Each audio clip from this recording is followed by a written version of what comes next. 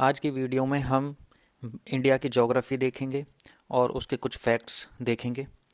भारत के साथ जो पड़ोसी देश हैं उनसे जो बाउंड्री मिलती हैं उनके नेम भी हैं और उनकी क्या लेंथ है वो देखते हैं। बांग्लादेश के साथ सबसे ज़्यादा लेंथ शेयर करता है इंडिया, 4096 किलोमीटर, और इसको रेड क्लिफ लाइन बोलते हैं।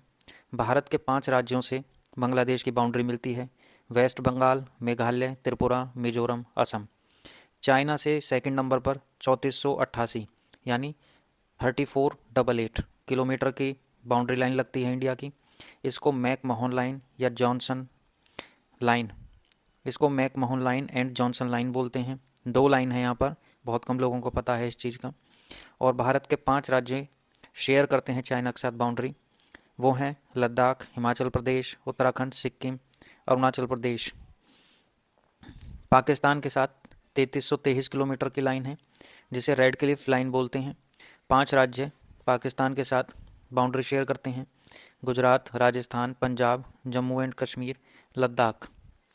नेपाल के साथ 1751 किलोमीटर की लाइन है और 5 राज्य नेपाल के साथ बाउंड्री शेयर करते हैं: उत्तराखंड, उत्तर प्रदेश, बिहार, वेस्ट बंगाल, सिक्किम। म्यांमार के साथ 1643 किलोमीटर की लाइन है और 4 राज्य म्यांमार के साथ बाउंड्री शेयर करते हैं: अरुणाचल प्रदेश, नागालैंड, मिजोरम, मणिपुर। भूटान के साथ 699 किलोमीटर की लाइन है और 4 राज्य इसके साथ बाउंड्री शेयर करते हैं: वेस्ट बंगाल, सिक्किम, असम, अरुणाचल प्रदेश। अफगानिस्तान के साथ 106 किलोमीटर की लाइन है जिसे ड्यूरेंट लाइन बोलते हैं और इसके साथ एक ही बाउंड्री लगती है, वो है लद्दाख की, जो कि पाकिस्तान ऑक्यूपाइड कश्मीर में है। भारत की कुछ वाटर बाउंड्रीज भी हैं, जैसे इंडिया श्रीलंका की।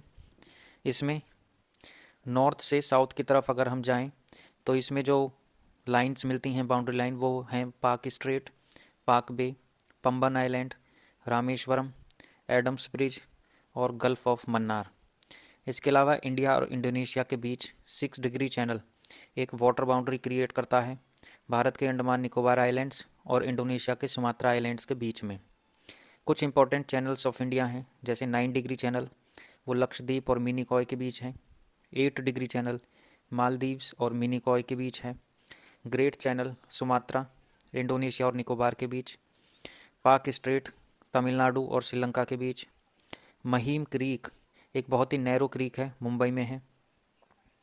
Gulf of Kutch western Gujarat में है।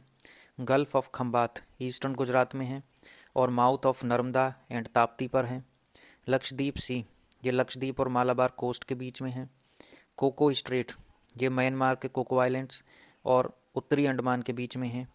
डंकन पैसेज, ये साउथ अंडमान और लिटिल अंडमान के बीच में है। 10 डिग्री चैनल, ये अंडमान और निकोबार के बीच में है। भारत और म्यांमार के बीच में देखें तो कोको चैनल एक वाटर बाउंड्री क्रिएट करता है म्यांमार के कोको आइलैंड्स और भारत के नॉर्थ अंडमान आइलैंड्स के बीच में। वहीं इंडिया और मालदीव्स के बीच में देखें तो 8 डिग्री चैनल एक वाटर बाउंड्री क्रिएट करता है भारत के मिनिकॉय आइलैंड्स और मालदीव्स के बीच में। भारत में कुल 18 ऐसे राज्य हैं जो विदेशी देशों के साथ, भारत के पड़ोसी देशों के साथ बाउंड्री शेयर करते हैं, तो इन्हें हम फ्रंट लाइन स्टेट बोल सकते हैं या सीमावर्ती राज्य बोल सकते हैं। 28 में से 18 राज्य ऐसे हैं। वहीं भारत की जो मैरीन बाउंड्री है वो 7 देशों के साथ लगती है: Bangladesh, Myanmar, Thailand, Indonesia, Sri Lanka, Maldives और Pakistan. Indo Pakistan border determination देखें तो भारत की बाउंड्री कश्मीर से स्टार्ट होती है पाकिस्तान के साथ और वो गुजरती है पंजाब से, राजस्थान से और गुजरात तक जाती है, कच्छ क्षेत्र तक। इसके अलावा सतलुज और रावी नदियाँ भारत और पाकिस्तान के बीच एक नेचुरल बाउंड्री बनाती हैं। जो रेड क्लिफ लाइन है उसके बारे में जानते हैं। पार्टीशन के बाद 17 अगस्त 1947 को इंडिया और पाकिस्तान के बीच में जो बाउंड्री बनी उसे रेड क्लिफ लाइन बोलते हैं। ये लाइन एक बॉर्डर कमीशन के द्वारा डिटरमिन की गई थी, यानी बनाई गई थी। इस कमीशन के जो प्रेसिडेंट थे वो थे साइरिल रेडक्लिफ और इन्होंने ही भारत और पाकिस्तान के बीच अपने नाम पर ये बाउंड्री बनाई। वेस्टर्न पार्ट है इस रेड क्लिफ लाइन का, वो इंडो पाकिस्तान बॉर्डर है और जो ईस्टर्न पार्ट है वो इंडो बांग्लादेश बॉर्डर है। क्योंकि पहले जब पाकिस्तान क्रिएट किया गया था तो वो पश्चिमी और पूर्वी दो उसके हिस्से बनाए गए थे, तो दोनों ही बाउंड्रीज इंडिया के साथ जो थी वो रेड क्लिफ लाइन बोली गई। लाइन ऑफ कंट्रोल क्या है? लाइन ऑफ कंट्रोल, भारत और पाकिस्तान के बीच जम्मू और कश्मीर के जो हिस्से कब्जा लिए गए हैं इनकी सेनाओं द्वारा, उस सैन्य लाइन को लाइन ऑफ कंट्रोल कहते हैं। ये कोई लीगली रिकग्नाइज्ड इंटरनेशनल बाउंड्री नहीं है, पर ये एक हकीकत जो ग्राउंड पे है वो दर्शाती है, यानी ये एक डी फैक्टो बॉर्डर है और इसे सीज फायर लाइन भी बोलते हैं। इसको एलओसी बोला गया शिमला एग्रीमेंट में। 3 जुलाई 1972 को जो शिमला एग्रीमेंट हुआ उसमें इसे फिर एलओसी यानी लाइन ऑफ कंट्रोल बोला गया इस लाइन को। पाकिस्तान ऑक्यूपाइड कश्मीर क्या है? 1947 में जब पाकिस्तान क्रिएट हुआ और भारत ब्रिटिश हुकूमत से आज़ाद हुआ, तो तुरंत आज़ादी के बाद ही पाकिस्तान की एक ये बुरी मंशा थी कि वो पूरे कश्मीर को अपने अंदर मिला ले। तो उसने लोकल जो ट्राइबल पीपल हैं उनकी मदद से जम्मू कश्मीर में अटैक किया और जो हिस्सा उसने कब्जा लिया उसे पाकिस्तान ऑक्यूपाइड कश्मीर कहते हैं। उसने काफ़ी हिस्सा कब्जा लिया था, लेकिन इंडिया ने जब जवाबी कार्रवाई की तो काफ़ी सारा पार्ट खाली करार लिया गया, पर फिर भी जो पार्ट उसके आज उसके ऑक्यूपेशन में है उसे पाकिस्तान ऑक्यूपाइड कश्मीर कहते हैं। पाकिस्तान ऑक्यूपाइड कश्मीर के आज वहाँ पर जो राजधानी है उसे मुजफ्फराबाद कहते हैं, वो मुजफ्फराबाद वहाँ की कैपिटल है। भारत और म्यांमार के बीच जो बॉर्डर लाइन है उसमें जो हिमालय की ईस्टर्न रेंज है यानी पूर्वी रेंज है वो एक बॉर्डर लाइन क्रिएट करती है इन दोनों कंट्रीज़ के बीच में। उसमें कुछ माउंट रेंजेस पड़ती हैं जैसे लूशाई हिल्स, पटकई, अराकान योमा। ये जो रेंज हैं ये भारत और म्यांमार को सेपरेट करती हैं along the Irrawaddy river. Bharat और म्यांमार के बीच में 1624 किलोमीटर का बॉर्डर है और वहाँ से क्रॉस बॉर्डर क्राइम्स भी होते हैं।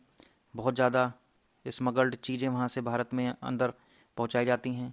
ड्रग ट्रैफिकिंग होती है, आर्म्स यानी हथियारों की ट्रैफिकिंग होती है, इंसर्जेंसी भारत के नॉर्थ ईस्ट राज्यों में होती है। इसके अलावा 4 नॉर्थ ईस्ट इंडियन स्टेट्स हैं जो बर्मा के साथ यानी म्यांमार के साथ बॉर्डर शेयर करते हैं, जैसे अरुणाचल प्रदेश, नागालैंड, मणिपुर और मिजोरम।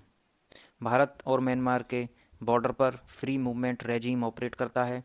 ये अलाउ करता है ट्राइबल पीपल की मूवमेंट को with in 16 kilometre in India and Myanmar without any visa, यानी 16 किलोमीटर तक इंडिया और म्यांमार के बीच में एक फ्री मूवमेंट रेजीम है जिसमें वहाँ के ट्राइबल लोग बिना वीज़ा के घूम फिर सकते हैं।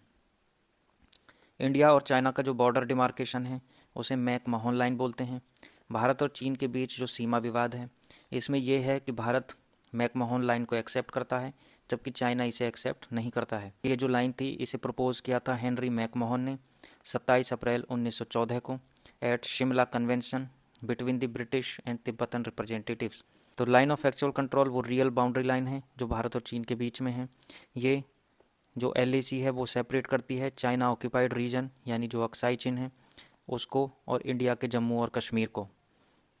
इसके अलावा ये लाइन गुजरती है फिर लद्दाख से कश्मीर, उत्तराखंड, हिमाचल प्रदेश, सिक्किम और अरुणाचल प्रदेश तक ये जाती है। तो ये वो लाइन है जहाँ दोनों देशों की आर्मीज़ एक दूसरे के आमने सामने खड़ी होती हैं और ये 1962 के बाद से ये लाइन चेंज हुई है।